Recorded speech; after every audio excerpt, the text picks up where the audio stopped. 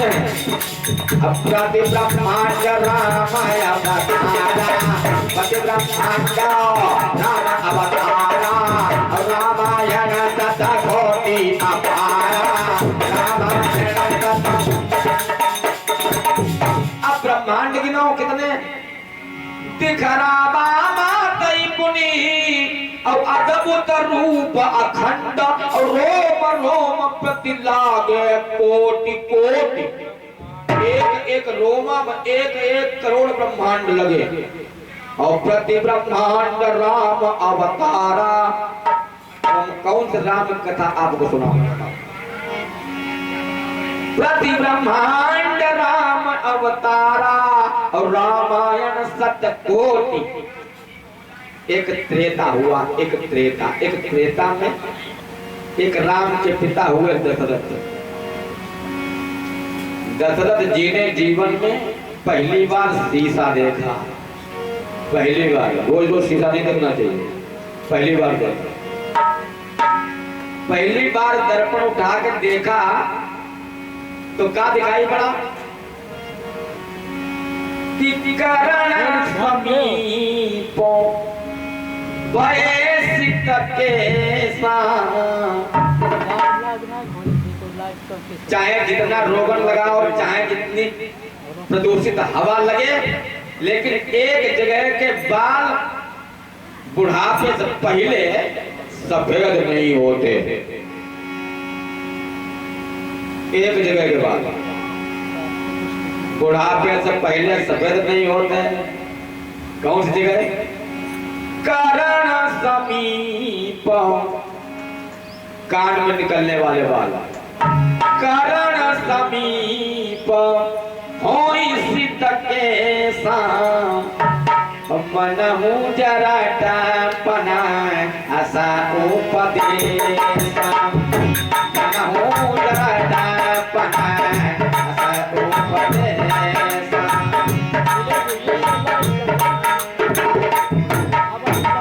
अब महाराज को पुत्र प्राप्ति का मोह हुआ, पुत्र मिले। अब है बुढ़ापे में लड़का।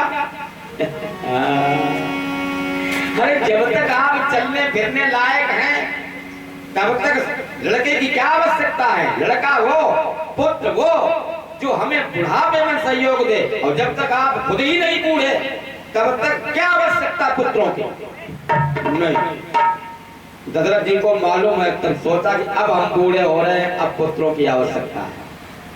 चलिए भाई, पुत्रों की आवश्यकता जब हुई तो कहीं दौड़ के नहीं गए, गुरु जी के आश्रम पर पहुंच गए और गुरु जी ने कर दिया उद्योग।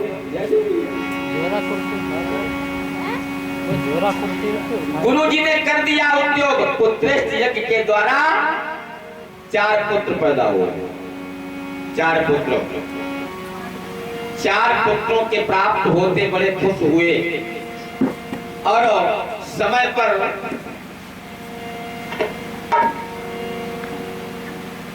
भगवान के चरणों में 100 रुपया की भेंट के साथ में भगवान कल्याण करें।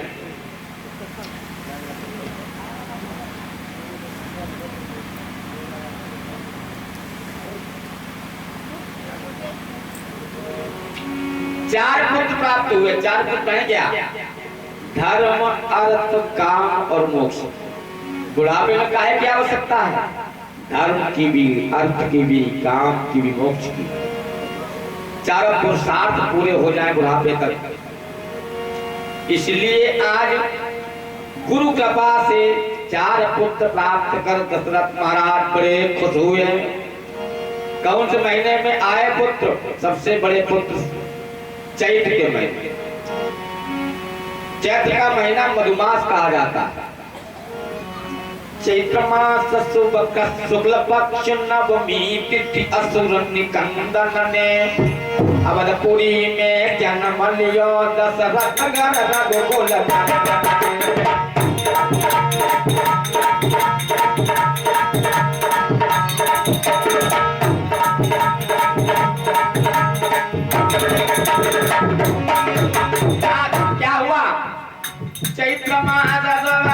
सकल माता जी के द्वारा, पहली माता जी के द्वारा 51 रुपए के, दूसरी मात है 21 रुपए भेंट प्राप्त हुई।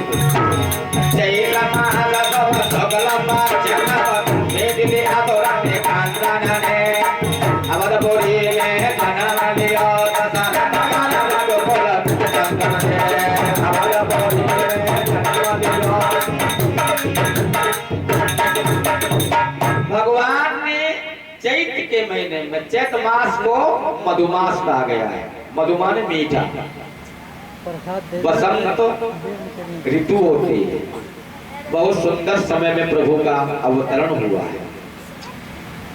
अच्छे समय में काहे हुआ? अच्छाई लाने के लिए। अच्छाई आए। राम की कथा आपको क्या देने वाली है? राम को कथा, राम कथा हमारा आपके जीवन का दर्पण है, शीशा।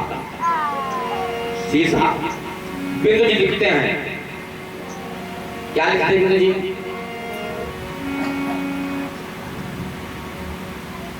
बिंदु जी कहते हैं कि रामायण हर घर में हो, रामायण हर घर में हो, रामायण हर घर हो, रामायण हर घर में हो और रामायण हर घर हो। क्या मतलब? कोई नहीं। रामायण का अर्थ राम धन अयन, अयन माने घर। आपके घर में राम जी का वास हो, और रामायण जो कवि जी के द्वारा आपको संबोधन किए गए हैं वो आप में आनी चाहिए। दोनों बातें आपके लिए। हमें हर कर्म को करना सिखाती रोज रामायण। हमें धर्म को करना सिखाती रोज रामायण। हमें धर्म को करना, भगवान धर्म को करना सिखाती रोज रामायण। और हमें सतत कर्म नित्य करना सिखाती रोज रामायण।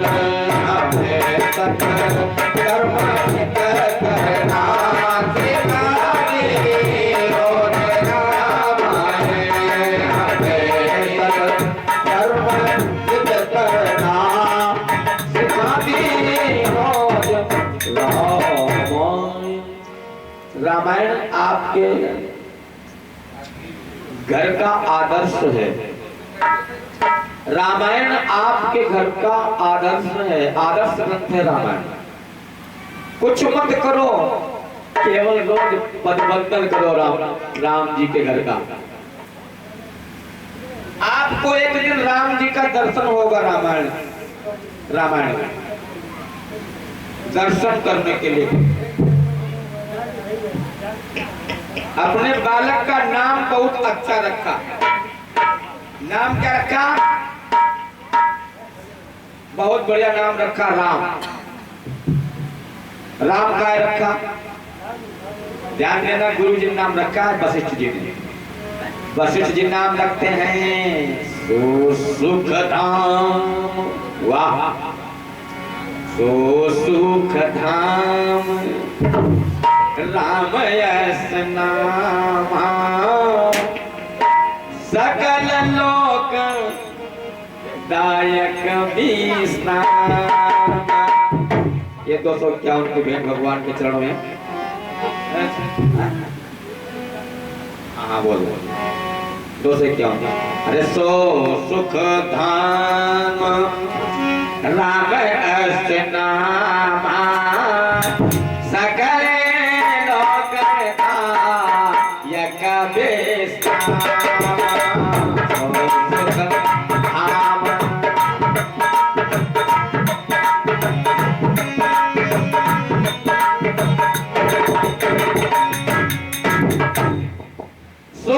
सुख धाम राम क्या देंगे?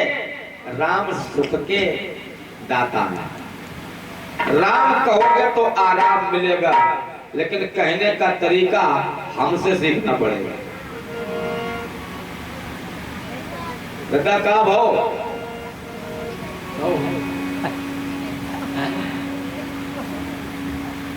ये 501 रुपया भैया जी पूछ लियो, भाई पूछते रहो, हम नहीं बोल पाए, अपना अपना देख के पूछते रहो। सो सुख धाम राम असनाम सगले लोकदायक विश्राम। राम जी का नाम बड़ा सुखकारी है, सुख को देने वाला है, सुखदाता। दूसरे का नाम बहुत बढ़िया, लक्षण धाम राम प्रिय, बहुत प्रभाव, सकल जगत आधार गुरु वशिष्ठ ते राखा लक्ष्मण नाम। उदार लक्ष्मण नाम, राम लक्ष्मण। वैसे क्रम से लिखते हैं तो राम भरत लिखते, राम भरत लिखते, लेकिन राम लक्ष्मण भरत शत्रुघ्न लिखते, क्रम से नहीं लिखा। सबसे बड़े राम हैं, उनसे छोटे भरत जी हैं, उनसे छोटे लक्ष्मण जी हैं, सबसे छोटे शत्रुघ्न जी हैं।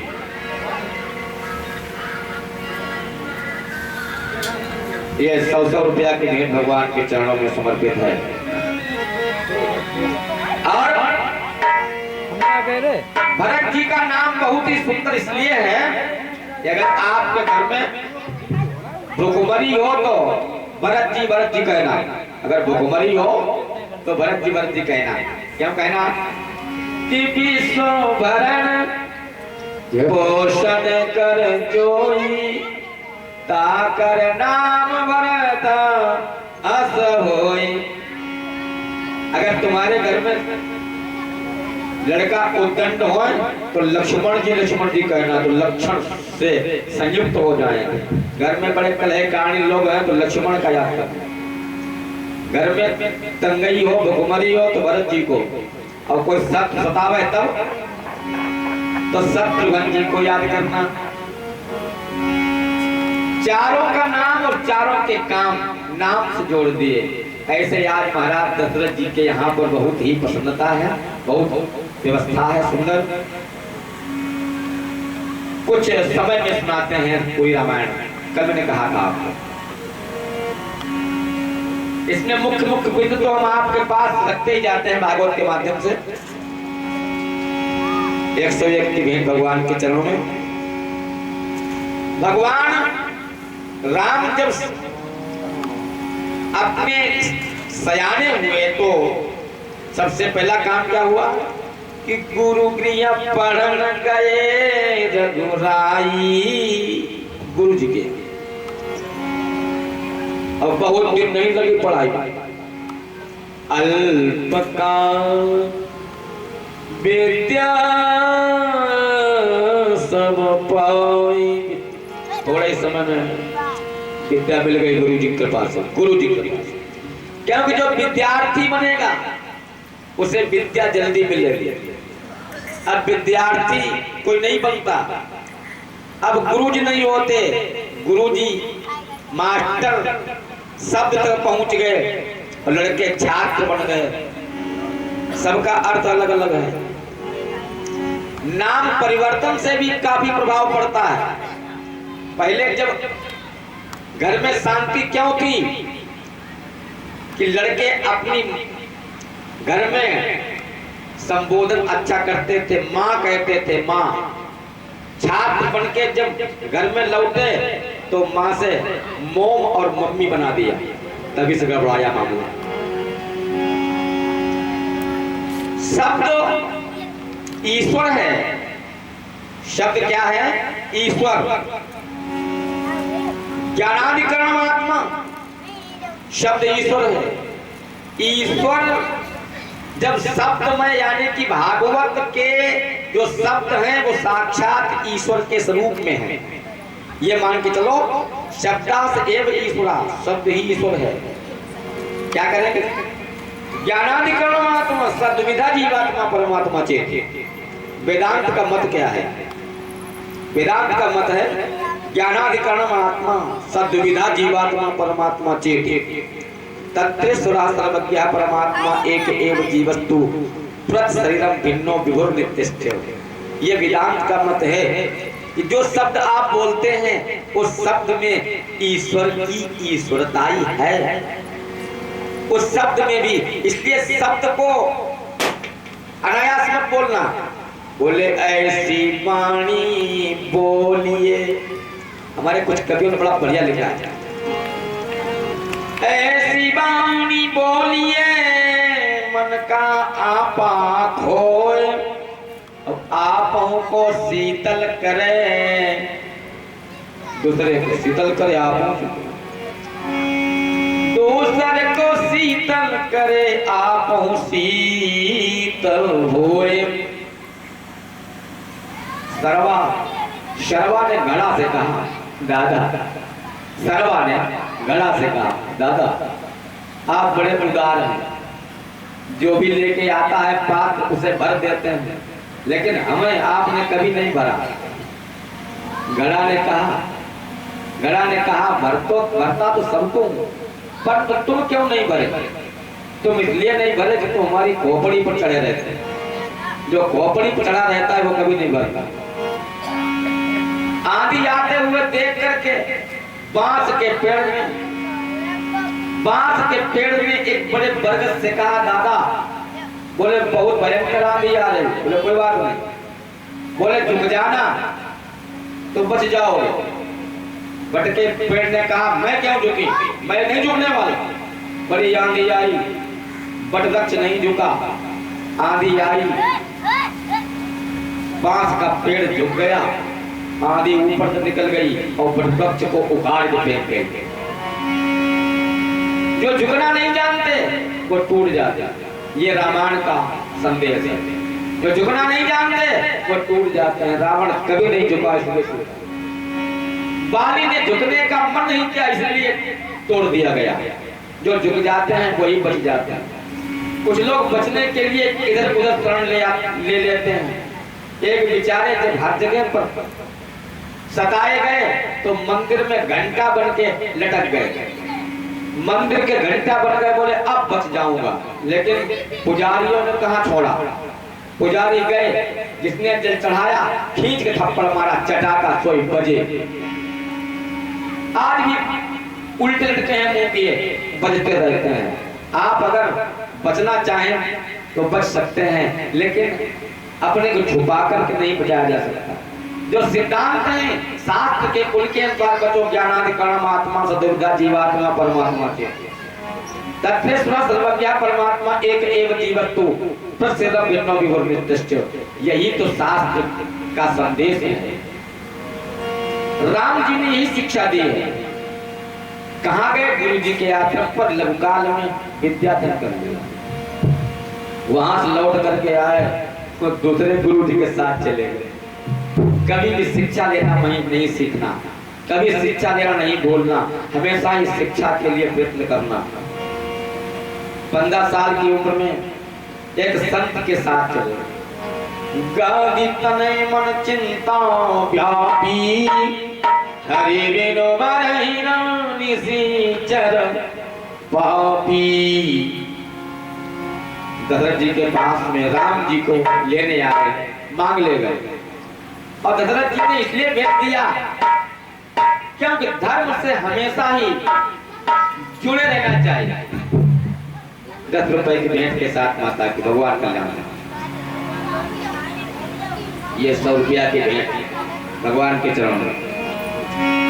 गाधी तनय मन चिंता व्यापी, हरि बिनु बरहिना निसीचर पापी। मांगने कौन आया? संत आया। ऐसा वैसा संत नहीं जो पहले राजा थे,